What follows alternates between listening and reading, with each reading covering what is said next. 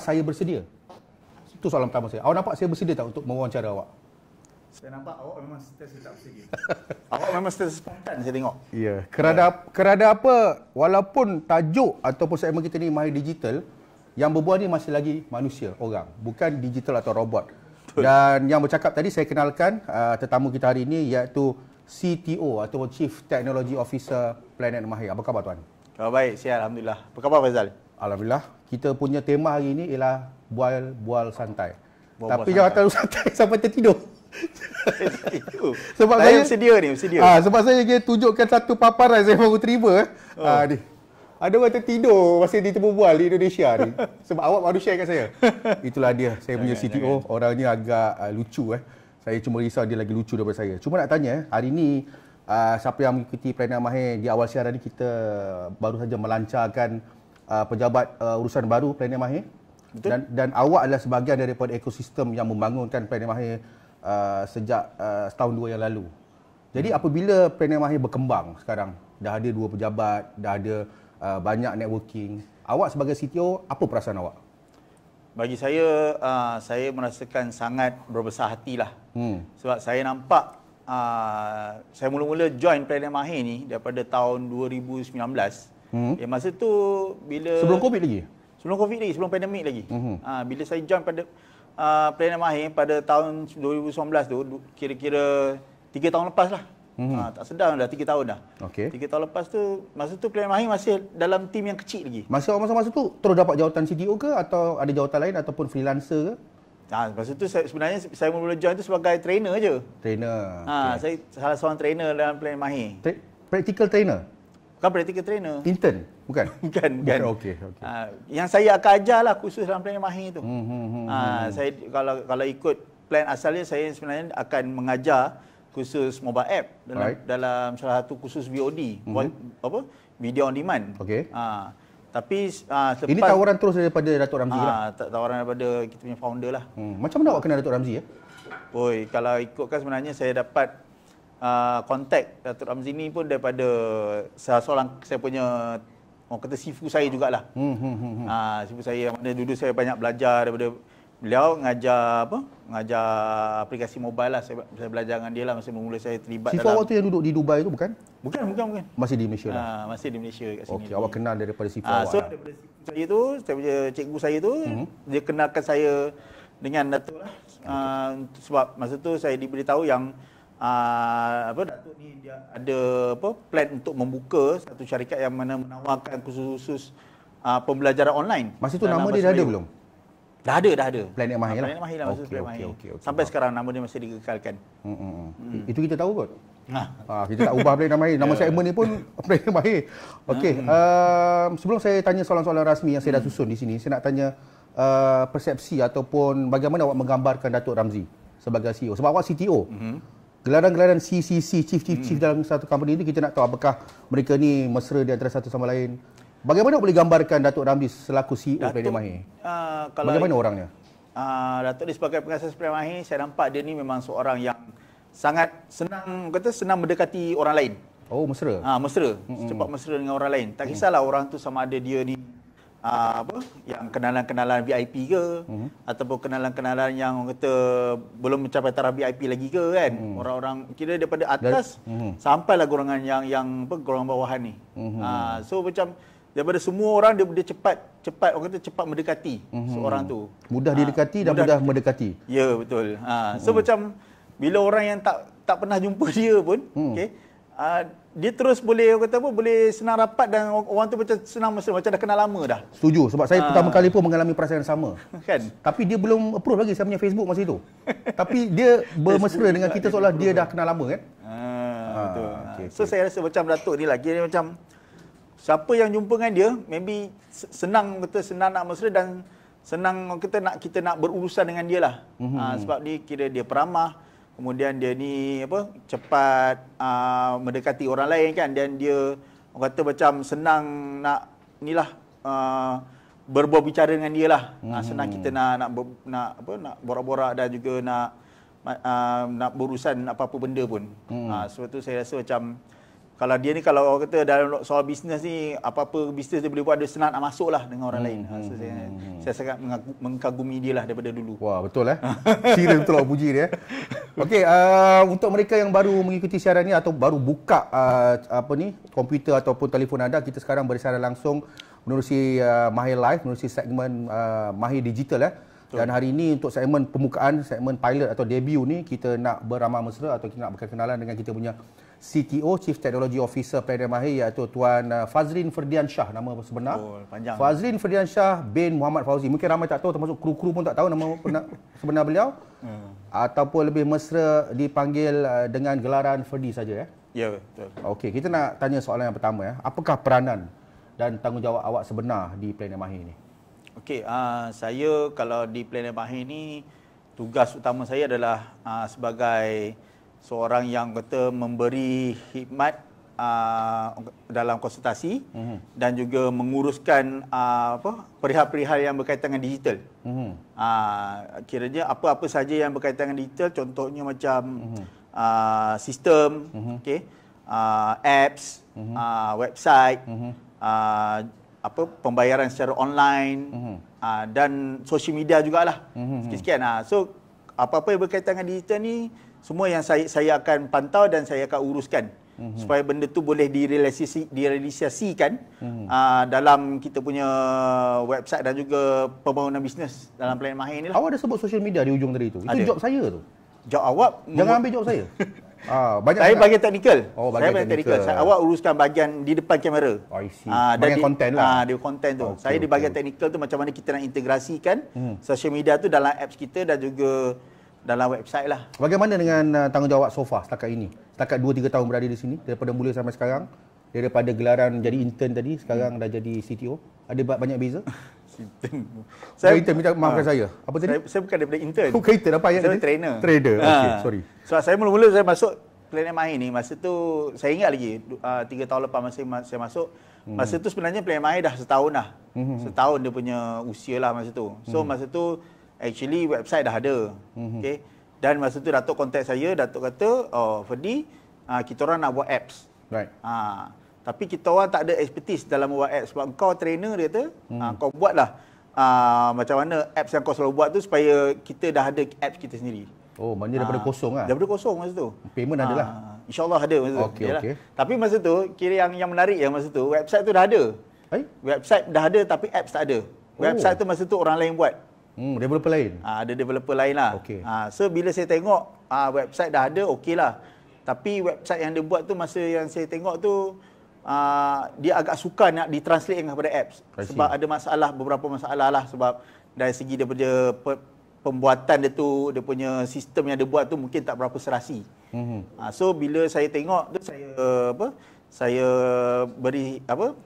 berbincang balik dengan Datuk. Saya rasa kita rasa kita perlu menaik taraf lah kita punya sistem ni, supaya dia boleh senang mesra dengan apps. So mula-mula tu agak challenging lah. Manpower berapa orang masa tu? Manpower kita masa tu, kalau tak silap saya, ada dalam 4 ke 5 orang lah. Ramai. Ramai masa tu. Tapi saya pun ada masa tu. Saya pun belum ada lagi. Saya pun baru lagi, tak sampai setahun. Ini cerita 3 tahun lepas. Okey. So bila kita manpower, tapi yang menarik je, bila saya hire kita punya team manpower masa tu, semuanya secara remote. Oh, maknanya tak ada seorang pun menjejak kaki di sini kecuali awak? Ya, saya datang pun bukannya saya datang hari-hari. Saya datang masa tu dalam 2 minggu sekali masa tu. Oh, masa tu rumah awak jauh daripada Planet Mahir? Tak adalah jauh sangat. Tapi sebab masa tu kami dah mengamalkan kerja secara remote. I see. Masa tu saya tak terlibat lagi Masa tu awak ada terlibat sikit-sikit. Awak ingat masa tu saya bawa awak pergi makan kat hotel? Dengan Datuk? Cerita benda internal kot? Bukan, kita throwback. Okey. So 5 orang dalam 5 ke 6 orang tu. 5 tu masih ada lagi bersama awak untuk menggerakkan? Sekarang masih ada lagi. Dan semuanya bekerja secara jarak jauh. Sebab kita, macam kalau diikutkan Planet Mahir ni, sebenarnya kita development kita secara online kan. So tak perlu buat ada physically dekat office pun. Semuanya asalkan kerja tu siap, asalkan kerja tu tip-top dan mencapai piawaian yang dikendaki oleh, dan juga ikut kita punya deadline lah. I see.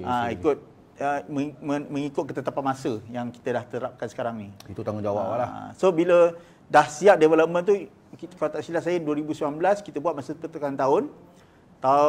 awal tahun 2020 masa tu. Awal bulan 1. Kita dah siapkan sistem dan juga apps tu. Dan masa tu orang kata agak challenging dan alhamdulillah kita dapat juga siapkan juga pada waktu dan juga masa yang kita dah plan lah. Then after that kita slowly kita upgrade sistem dan apps tu sikit demi sikit sampailah sekarang. Alhamdulillah. Okey. Itu cerita awak di Planet Mahir, pengalaman awak setakat ini. Kita nak throwback sikit pengalaman profesional awak sebelum awak mengenali Planet Mahir, sebelum awak menjadi CTO, sebelum awak bersama saya di sini pada hari ini. Boleh ceritakan serba sedikit dalam tempoh 5 minit atau kurang daripada 5 minit pengalaman awak sebelum awak bekerja sebagai apa?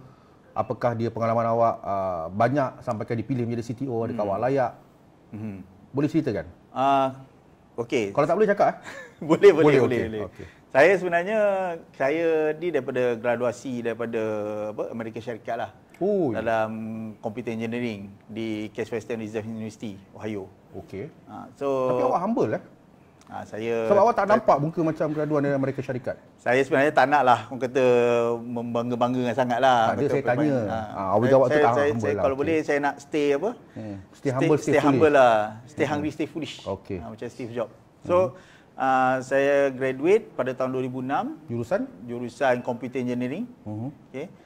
Lepas saya graduasi tu saya keluar, saya dapat tawaran bekerja di salah sebuah institusi perbankan. Okey, di orang kata di agensi kerajaan lah. Saya tak nak ceritalah dia punya nama dia tu sebelum sekarang nama yang saya kerja tu. Kenapa awak tak nak sebut? Awak benci dengan bukan saya benci, saya just nak stay low kata. Okey. Tapi orang kata stay humble. Okey. Tapi salah satu dari badan berkanun lah dalam institusi kewangan. Selama berapa tahun?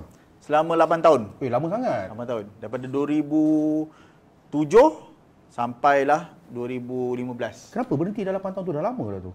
Sebab masa tu saya rasa saya dah alhamdulillah lah masa saya belajar dan bekerja di sisi kewangan tu, saya banyak belajar benda lah kat situ. Saya belajar teknikal, saya belajar bahagian pengurusan sikit, saya ada belajar bahagian pentadbiran kan dalam organisasi IT-nya tu.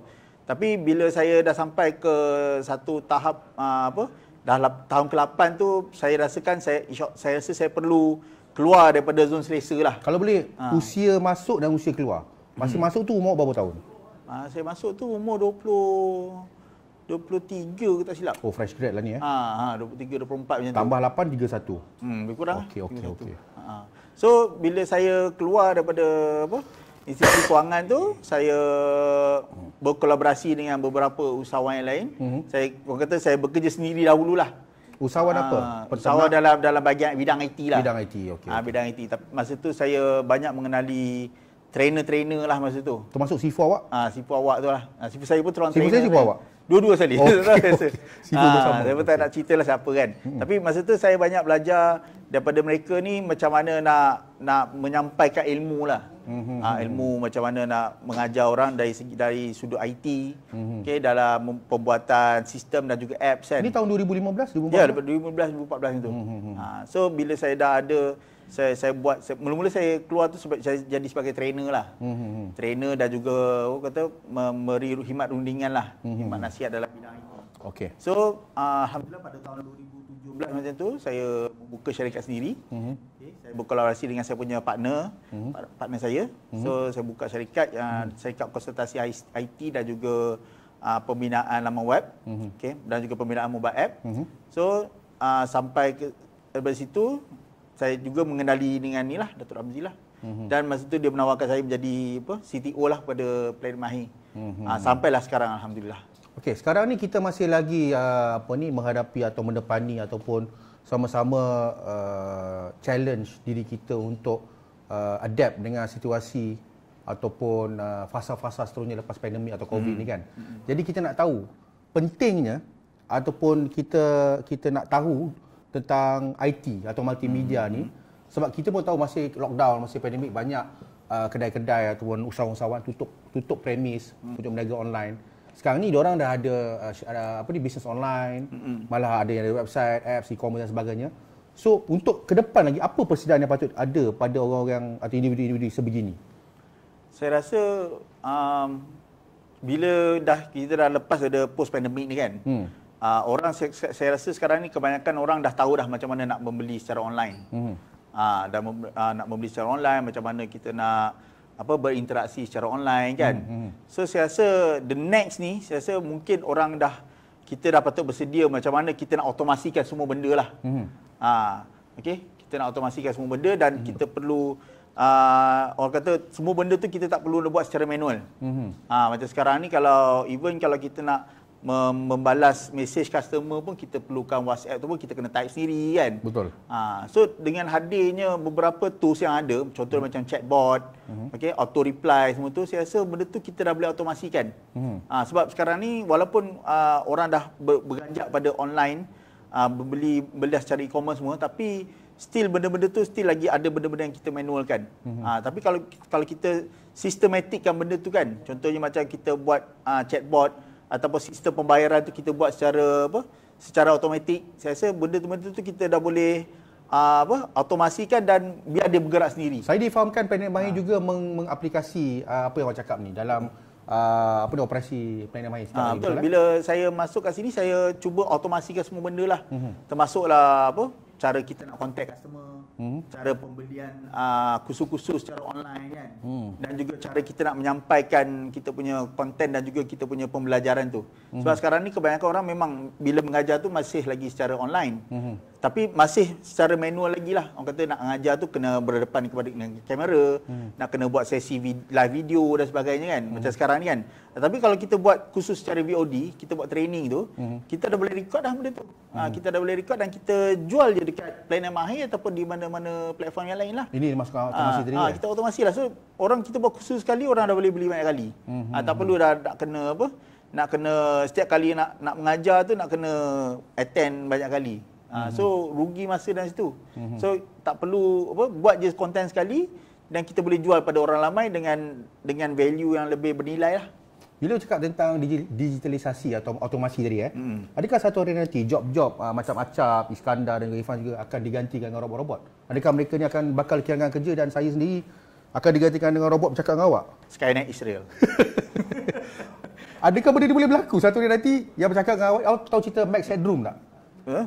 Adakah benda ni boleh berlaku yang mana awak pun tak ada, saya pun tak ada, yang cakap tu hanyalah versi digital kita? Saya rasa benda tu dalam masa pendek ni belum lagi lah. Tapi dalam jangka masa panjang saya rasa benda tu tak mustahil. Tapi tak bermaksud kita pekerjaan-pekerjaan tu akan digantikan oleh robot. Maksudnya diorang ni masih ada kerja. Diorang ni mereka masih ada lagi. Okay. Tapi mungkin dia punya role tu dinaik tarafkan. Mungkin macam saya cakap tadi lah, akhirnya benda-benda yang repetitif akan dilakukan oleh robot, ataupun artificial intelligence.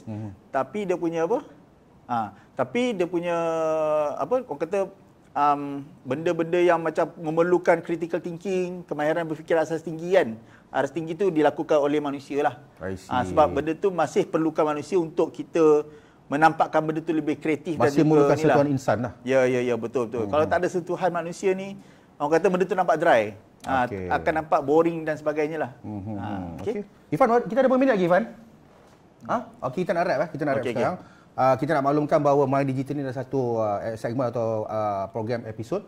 InsyaAllah lepas kita berkenalan dengan awak di episod pertama, episod kedua kita dah mula berbicara tentang dunia-dunia digital, inovasi dan multimedia dan sebagainya. Tapi sebagai soalan penutup atau soalan bonus, saya sebenarnya nak tanya lain. Tapi sebab kita ni ada berpat, saya akan simpan soalan bonus tu soalan dalam episod yang lain. Nak tanya tentang idola dan inspirasi awak. Siapa idola awak dalam hidup? Idola saya Kalau ikut dia punya stereotip dia, of course bapa saya lah. Kan. Tapi kalau nak kata idola dari segi orang-orang yang atas ni, kiranya macam yang kita semua kenal ni, saya ada beberapa lah. Salah seorang je mungkin antaranya adalah internet marketer yang Malaysia yang famous lah, Ifan Khairi lah, yang ada dekat Dubai tu. Okey, saya sebut tadi. Itu sebab itu yang antara yang mengenali yang saya kenal beliau masa tu, kiranya macam dia antara pioneer lah yang meluaskan aku kata perniagaan internet ni. Dan satu lagi saya juga mengidolakan Syekh Muzaffar lah, astronot negara tu, sebab saya nampak macam pencapaian dia tu macam orang kata lebih tinggi daripada orang lain, dan saya rasa macam saya pun menginspirasi dia untuk naik ke angkasa lepas tu juga. Betul, sebab saya nampak Syekh Muzaffar ni pencapaiannya bukan di langit, di bumi juga. Kalau tengok anak dia berapa ramai, itu pencapaian dia agak hebat juga. Syabas kepada idola awak. Dan untuk menutup tirai, saya nak ucapkan sekali lagi terima kasih pada Tuan Fadi. InsyaAllah kita bersua berjumpa lagi. InsyaAllah kita ada banyak lagi konten lepas ni. Sebab My Digital ni orang kata kita akan buat selalu kan. Betul. Banyak lagi segmen yang Datuk pun dah tanya saya dah tadi. Saya rasa benda ni memang perlu dikembang luaskan lagi lah. Dan saya agak terkejut juga awak tak menyebut nama Datuk sebagai idola awak. Tapi kita akan bongkar benda tu dalam episod yang akan datang. Itu bukan idola, itu saya punya sifu. Wah, pandai. Lanjut ke malam. Okey. Tuan-tuan dan puan, itu saja My Digital untuk kali ini. InsyaAllah kita akan berjumpa lagi dalam siaran dan episod akan datang. Saya Faizal Mokhtar selaku moderator anda ditemani oleh Fadi Fauzi. InsyaAllah kita akan berjumpa dalam episod-episod My Life yang akan datang. Jumpa lagi. Assalamualaikum. Bye-bye. Assalamualaikum. Bye.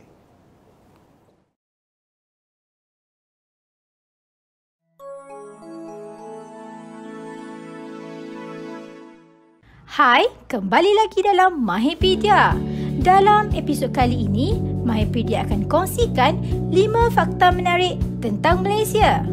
Untuk mengetahui lebih lanjut, apakah 5 fakta tersebut, teruskan bersama kami hingga ke akhir video. Sebelum tu, jangan lupa subscribe, like dan share video ini ya. Yang pertama, Kuala Lumpur merupakan ibu kota kilat di dunia. Korang tahu tak, Kuala Lumpur adalah tempat paling banyak menerima panahan petir dan kilat berbanding ibu kota yang lain di dunia. Kalau korang nak tahu, hal ini disebabkan oleh kedudukan Kuala Lumpur yang betul-betul berhampiran dengan garisan khatulistiwa, di mana pada garisan ini sering terbentuk awan ribu petir. Dianggarkan juga dalam setahun sebanyak lebih 200 hari ribu petir berlaku di Kuala Lumpur berbanding hanya 20 hari ribu petir setahun di London, dan New York hanya mengalami 10 hari ribu petir setahun. Yang kedua, jambatan gantung tertinggi di dunia. Korang tahu tak yang sebenarnya Malaysia mempunyai jambatan gantung iaitu Suspension Bridge yang tertinggi di dunia? Jambatan gantung ini terletak di Gunung Kinabalu. Wah, hebat kan? Kita semua tahu bahawa Gunung Kinabalu yang mempunyai ketinggian setinggi 4,095 meter bersamaan 10 kali ganda lebih tinggi daripada Menara Berkembar Petronas dan lebih kurang separuh ketinggian Gunung Everest di Himalaya. Untuk pengetahuan korang, jambatan gantung berkenaan dipasang betul-betul pada ketinggian lebih 3,600 meter dari aras laut. Pendaki perlu mendaki hingga ke Kem Laban Rata dengan ketinggian 3,200 meter dari aras laut, dan dari sana mereka perlu melalui jalan Via Ferrata iaitu sistem jalan besi terlindung teknologi Itali yang dipasang pada lereng Gunung Kinabalu sebelum sampai ke jambatan gantung sepanjang 22 meter tersebut. Yang ketiga, stesen kereta api Kuala Lumpur dibina untuk tahan salji. Biar betul, Malaysia ada salji ke? Korang jangan terkejut ya. Stesen kereta api Kuala Lumpur sebenarnya dibina untuk menahan kesejukan musim salji sehingga ke tahap kedalaman salji setebal 2 kaki. Malah, platform kereta api juga mesti tinggi supaya tidak ditenggelami salji. Bumbung di atas platform stesen kereta api tersebut juga dibina sehingga tahap mampu menampung berat salji setebal 2 kaki. Kalau korang nak tahu, bangunan yang telah dibina pada tahun 1910 ni sebenarnya mengikut standard peraturan pembinaan dari British ketika zaman Perang Dunia dulu tau. Ketika itu, arkiteknya iaitu Arthur Benningsen Hardback iaitu seorang bekas Brigadier General British di zaman Perang Dunia Pertama terpaksa mengikut peraturan pembinaan yang telah ditetapkan oleh pihak berkuasa British walaupun negara kita adalah sebuah negara beriklim tropika. Yang keempat, roundabout terpanjang di dunia. Kalau korang nak tahu, negara kita mempunyai roundabout atau bulatan terpanjang di dunia. Kalau korang penduduk Putrajaya, mesti korang sedia maklum tentang persiaran Sultan Salahuddin Abdul Aziz Shah yang juga merupakan jalan raya utama atau bulatan di Putrajaya dengan diameter 3.5 km bersamaan dengan 2.2 batu. tersebut mempunyai 15 jalan keluar masuk dan di sepanjang bulatan tersebut korang akan dapat melihat mercu tanda utama di sekitar Putrajaya